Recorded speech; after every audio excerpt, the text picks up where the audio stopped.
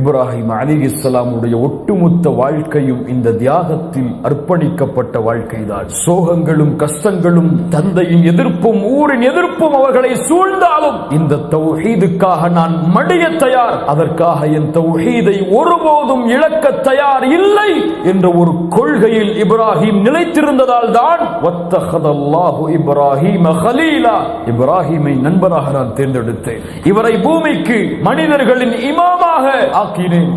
என் ரப்பு என்னை எந்த வழியில் சோதித்தாலும் அந்த சோதனையில் ஒரு கணமும் நான் அல்லாஹ்வுடைய கட்டளையை இழக்காமல் பொறுமையோடு உறுதியோடு வாழ்வேன் என்ற உறுதிக்கு ஒரு மனிதன் தயாரானால், ஒரு முஸ்லிம் தயாரானால், ஒரு முஃமின் தயாரானால் அவன் மரணிக்கும் தருவாயில் இன்ஷா அல்லாஹ் அவனுடைய நாவு மொழியும் இந்த தௌஹீதுடைய கலிமாவை அஷ்ஹது அல்லா இலாஹ இல்லல்லாஹ் வ அஷ்ஹது அன்ன முஹம்மத ரசூலுல்லாஹ்